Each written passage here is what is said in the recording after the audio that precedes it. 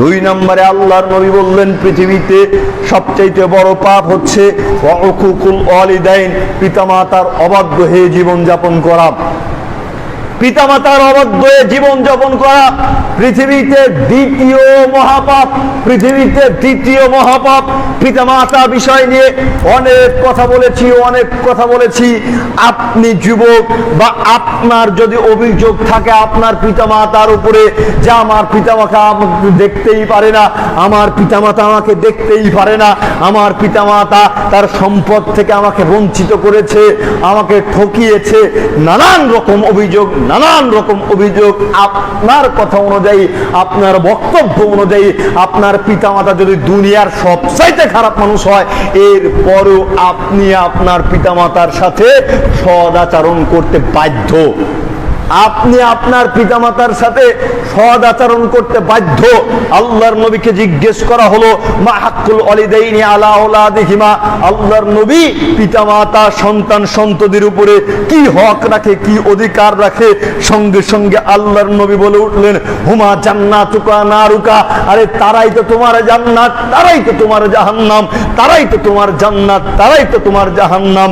যার কারণে আল্লাহ তাআলা অন্যত্র বলতেছেন ওয়াকাযা রাব্বুকা আল্লা তা'বুদু ইল্লা ইয়্যাহু ওয়া বিল ওয়ালিদাইনি ইহসানা, তোমার প্রতিপালকের নির্দেশ একমাত্র তোমরা তোমাদের প্রতিপালকের ইবাদত করবে এবং পিতামাতার সাথে সৎ আচরণ করবে।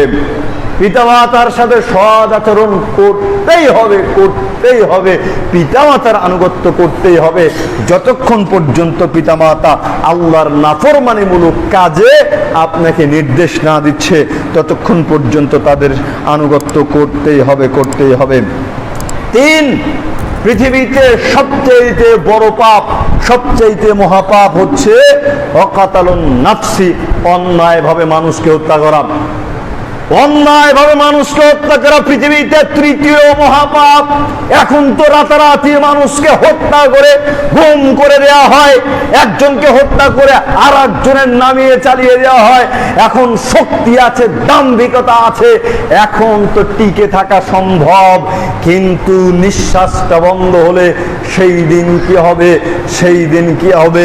আজকে আপনার ক্ষমতা আছে, ক্ষমতা বলে আপনি যা ইচ্ছা তাই করতেছেন। ফেরাউনের দিকে লক্ষ্য করেন, ফেরাউনের পাওয়ার মানে কি চিন্তা করেছেন কখনো? ফেরাউন কি জিনিস ছিল? এত শক্তি, এত ক্ষমতা, এত পাওয়ার ছিল। এই ফেরাউন আল্লাহকে মারার জন্য টাওয়ার পর্যন্ত বানিয়েছিল। নাউজুবিল্লাহ বলবেন না? যত শক্তি ছিল আল্লাহ সুবহানাহু ওয়া তাআলা ঠিক ততটাই অপমানিত করে একেবারে পানির মধ্যে জিন্দেগির মনে ডুবিয়ে একেবারে নিষ্পেষিত করে দিয়েছে। চিন্তা করেন, যার যত পাওয়ার তার তত অপমান বেশি, তার তত অপমান বেশি। পৃথিবী কেন্দ্রিক জীবন যাপন না করে পরকাল মুখী হয়ে অবশ্যই জীবন যাপন করতে হবে। কিয়ামতের দিন প্রত্যেকটা অধীনস্থ দাস দাসী সম্পর্কে জিজ্ঞেস করা হবে। আপনি আপনার পরিবারের একজন কর্তা, আপনি আপনার পরিবারের একজন দায়িত্বশীল, আপনার পরিবার সম্পর্কে কিয়ামতের দিন আপনাকে জিজ্ঞেস করা হবে, ওহে অমুক ব্যক্তি, তুমি তোমার ছেলেকে কি শিক্ষা দিয়েছিলে? তুমি তোমার মেয়েকে কিভাবে জীবন যাপন করতে বলেছিলে? তুমি তোমার স্ত্রীকে বাজারের পণ্য বানিয়েছিলে কেন? আমি তো তোমাকে তোমার স্ত্রীকে কিছুদিনের আমানত হিসেবে তোমার কাছে দিয়েছিলাম। তুমি কেন তোমার স্ত্রীকে মাঠের মধ্যে ছেড়ে দিয়েছিলে ছাগল চড়ানোর জন্য, মাঠের মধ্যে ছেড়ে দিয়েছিলে ধান কাটার জন্য? আমি তো সেই জন্য তোমার কাছে প্রেরণ করিনি। সেই দিন আপনাকে জবাবদিহি করতেই হবে, সেই দিন আপনাকে জবাবদিহি করতে হবে। এবারে 4 নম্বরে আল্লাহর নবী বলতেছেন পৃথিবীতে বড় পাপ হচ্ছে ওয়ালিয়ামিনুল গমুস, মিথ্যা কসম করা। মিথ্যা কসম করা পৃথিবীতে 4 নম্বর বড় পাপ, মিথ্যা কসম। অনেকেই করে। একটা কথা বললাম, এই কথার গুরুত্বটা আপনারা খুব ভালোভাবে দিলেন না। আপনি একটা কথা আমাকে বললেন, আমি কথাটা ভালোভাবে গুরুত্ব দিলাম না, তখন আপনি বলতেছেন আল্লাহর কসম মোহাম্মদ আলী ভাই এই কাজটা এরকম, এটা এরকম হয়েছে, এরকম দেখেছি, অথচ আপনার থেকে কসম চাওয়াই হয়নি। আপনার থেকে কসম চাওয়াই হয়নি, আর আপনি যেই কথা বলতেছেন ওটা সত্য নাকি মিথ্যা আমি জিন্দেগিতেও দেখতে পারবো না, বেরই করতে পারবো না। তো আমাকে বলারই কি দরকার, আর কসম করারই কি দরকার? মিথ্যা কসম করা পৃথিবীতে চতুর্থ মহাপাপ। শাহাদাত যুর অন্য একটা বিবরণীতে রয়েছে মিথ্যা সাক্ষ্য প্রদান করা। মিথ্যা সাক্ষ্য প্রদান করা কি যে পরিস্থিতি!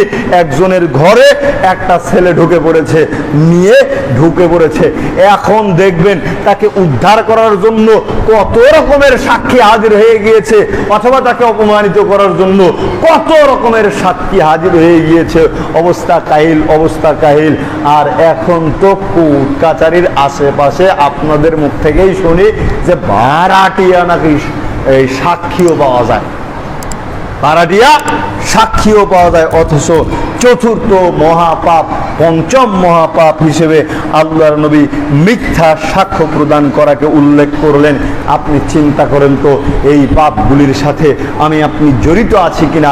আমি আপনি যদি জড়িত থাকি, সবচাইতে বড় পাপগুলো আমার আপনার মধ্যে আছে। সুতরাং আমাদেরকে এ থেকে বিরত থাকতে হবে।